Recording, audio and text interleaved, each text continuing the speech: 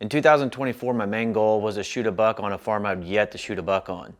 And this farm is going to be extremely difficult to shoot a buck on because of the way it lays out and because of all the CRP contracts that are still intact, so my hands are tied until those expire.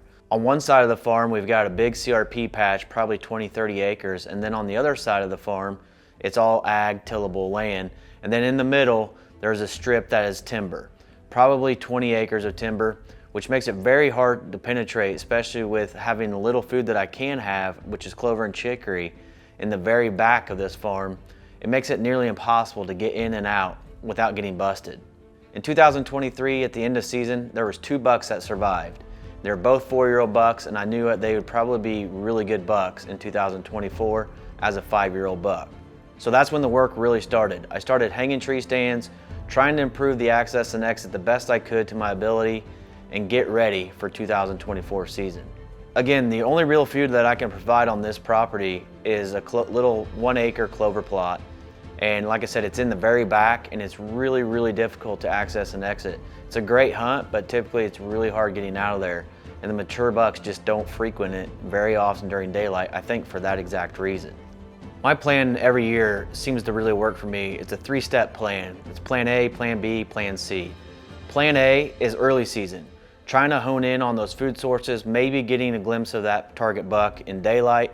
If I do, I'm gonna move in and apply the pressure and try to get a shot. Plan B, it's the pinch points during the rut. I'm going after the pinch points, hopefully to get them within bow range and get them shot that way. And then plan C, it's late season food. The late season food sources have been absolutely huge for me in the past and other Team Radical members. And those are my 3 steps that I try to prepare for every single year. From velvet all the way into early season, I had both bucks on camera, and they were showing up quite frequently, but I couldn't quite hone in on where they were going to be daylighting the most during season, and that was until October 14th when I had my first encounter with both bucks. He's 150 yards right now.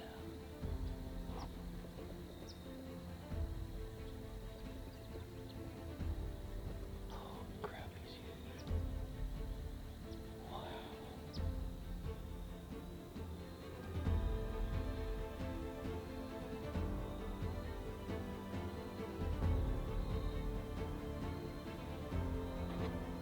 Now, having this encounter with both bucks, I watched them literally stand out of their beds at 75 yards on Sippy and 125 yards for Trippy. I watched those bucks for 45 minutes after they stood out of their bed, and they only moved less than 10 yards within those 45 minutes before they headed off into the big ag. You know, that's just part of October hunting. It was real hot, it wasn't great weather, and they just didn't want to move. Now, since it's later October now and I still haven't filled my tag on either one of these 2 bucks, I have a big decision to make. And with that being said, I ended up paying our farmer to leave 1.5 acres of standing corn, particularly for late season in case I needed it for that plan C. And boy, am I glad I did that. November finally rolls around, and sure enough, I'm going to the stand in the pinch point that I hung back in February, hoping to get a crack at one of these 2 bucks. The first morning sit I sit there, I have an encounter with both bucks. Sippy ends up coming in from behind me. It's not quite daylight yet. It's shooting light, but I don't have camera light yet. He follows a doe right in. The doe's 5 yards behind me. He's down in the creek.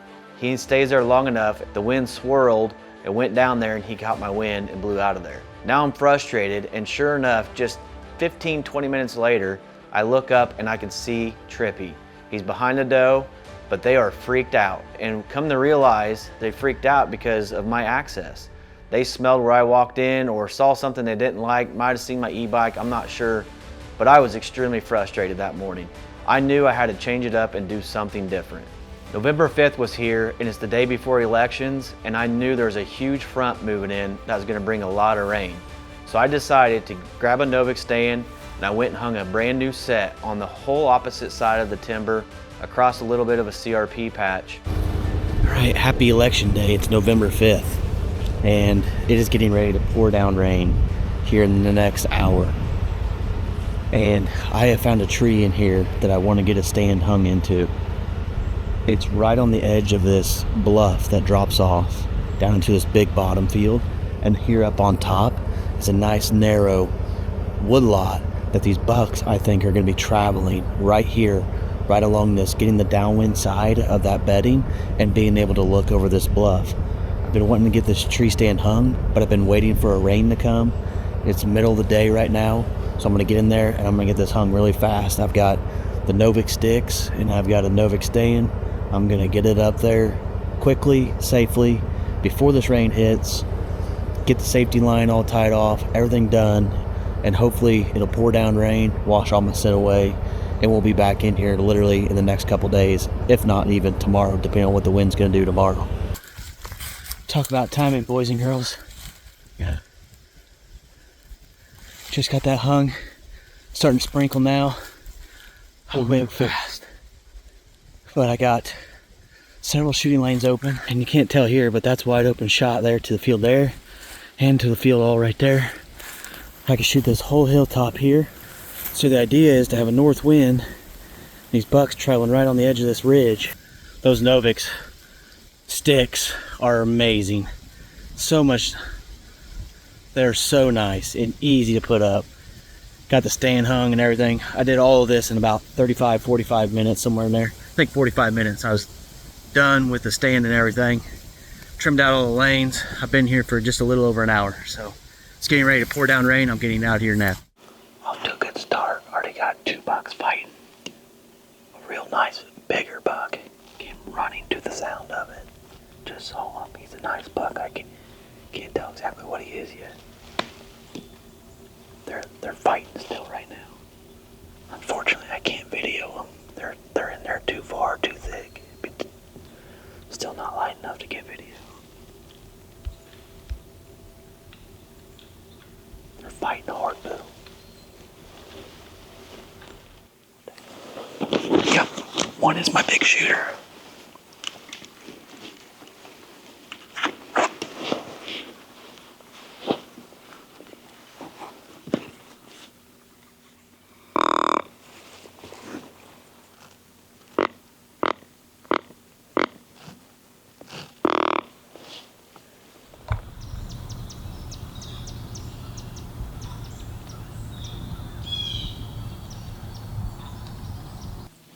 Here he comes, guys.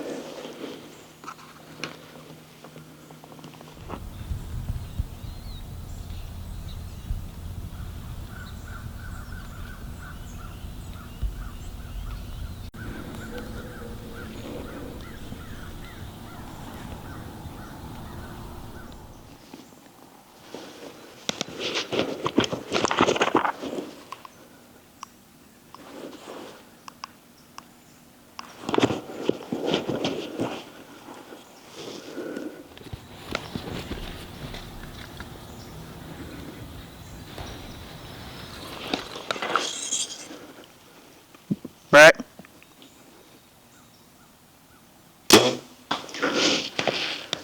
Got him. Right.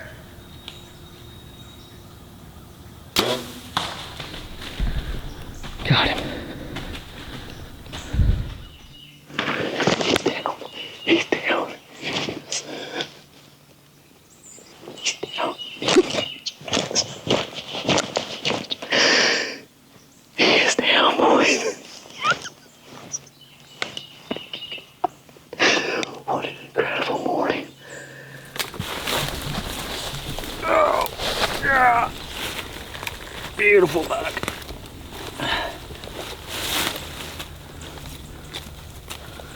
There he is, boys. What an awesome buck. Cat and mouse playing with this buck. This was the 4th encounter with him this morning, actually. 4th encounter. Gotten so close. I can only got 2 of them on film because one was right at the end of shooting light and one was right before shooting light, like literally at the moment of shooting light and end of. Well, I accomplished my goal, but like anybody else, you're always hungry and coming back for more, and I wanted to try to get a crack at Trippy. And just like that, Trippy completely disappeared. He was gone the entire month of November. But in the meantime, it couldn't have worked out any better because I was able to get my wife on an awesome buck. I was able to get my dad a great buck, his biggest buck ever with a bow, and just taking a whole bunch of family members and friends during that time frame. And we had an absolute blast. 'Go ahead.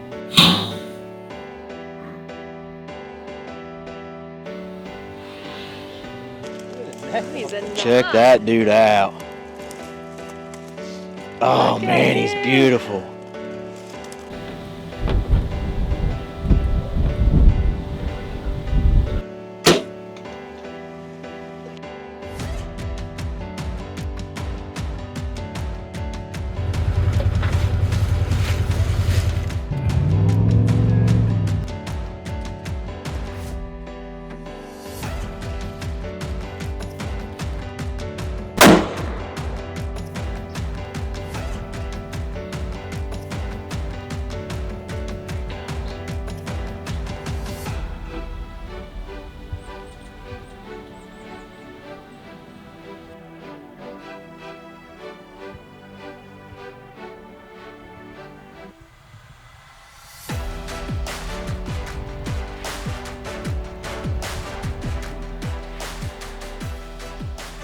That brings us to December.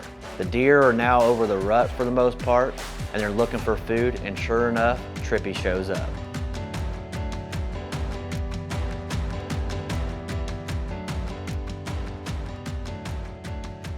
So now it's time to get my mobile 360 blind into there and start mowing down some of this corn. And as soon as I start mowing down some of that corn, I was just gonna wait to see if he showed up and started hitting it, and sure enough, he did.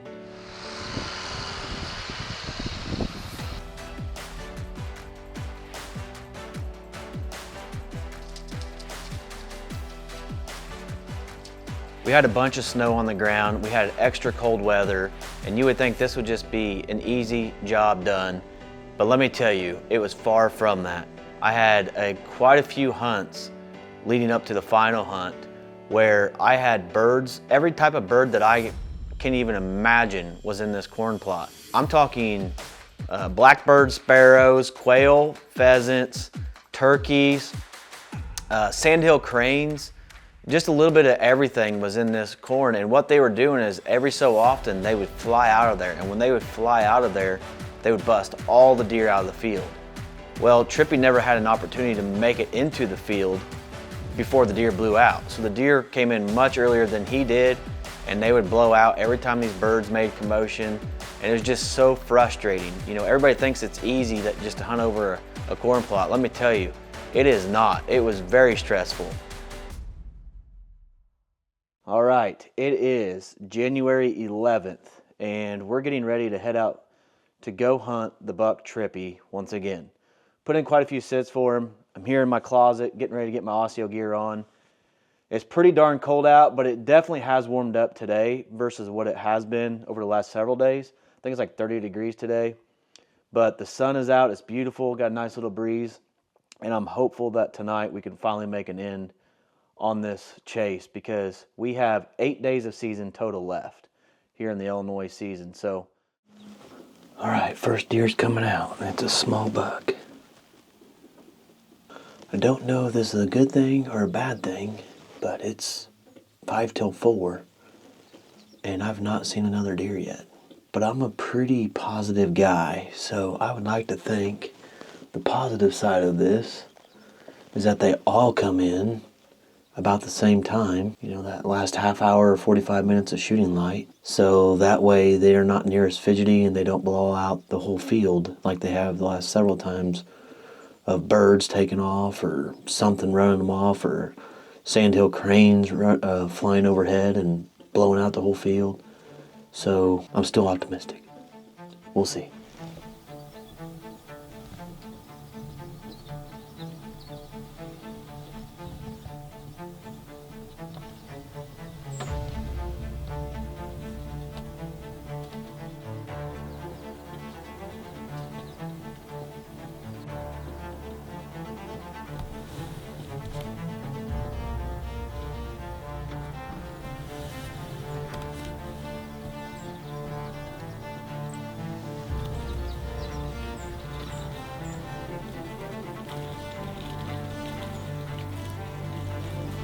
Guys, I got my number one spotted. He's coming.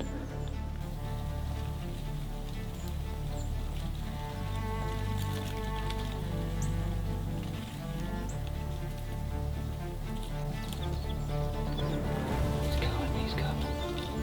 Holy cow, he's huge.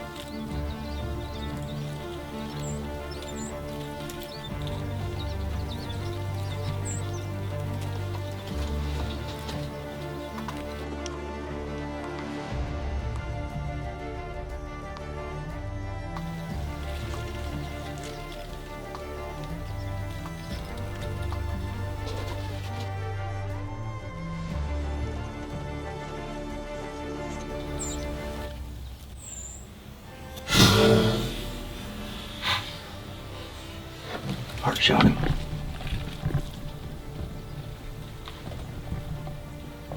Got him, baby.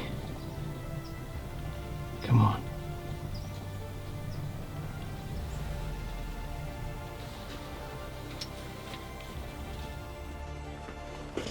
He is freaking down. It is finally over. Oh my gosh. Yes, yes, yes. Oh my gosh, I finally did it. Finally did it.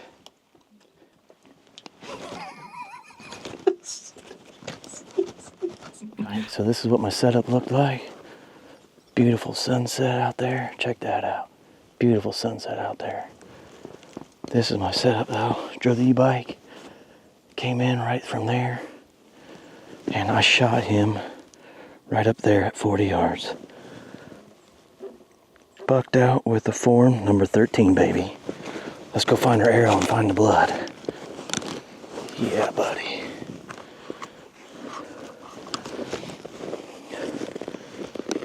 Omega meat for the win.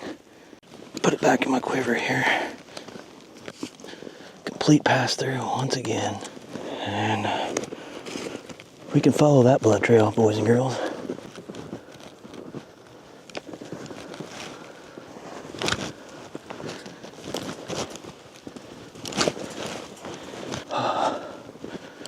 Yes, yes, yes, yes. What a giant buck. Oh my goodness.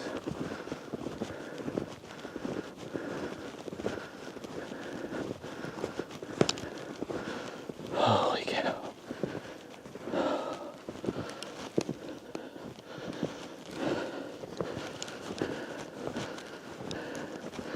And there he is, guys. What do you guys think? Oh, I can see where he shoots. Good. Yeah, you shot him. See a big old buck? Hey, put her down. He's a good one. You shot this perfect. Oh yeah, he hard shot. Mission accomplished. It probably ended up being my favorite season of all deer hunting, just for the fact of taking so many family members and getting them deer. You know, we put a lot of does in the freezer. We love eating venison, so that was fantastic. Getting my dad his biggest buck, got my wife Jen, who without her I couldn't hunt like I do. So huge thank you to her. Got to spend time with my grandpa, got to spend time with my father-in-law, brother-in-laws. It was just a great season overall. And I couldn't be any more thankful. And here's to new goals and to a new chapter for 2025. No matter the season, you can rest assured you'll be comfortable in a 360 hunting blind. With no blind spots, silent window operations, and plenty of room for the family, 360 hunting blinds are the Cadillac of all hunting blinds, and they're made right here in the USA. Check them out at 360huntingblinds.com or find the dealer nearest you to learn more.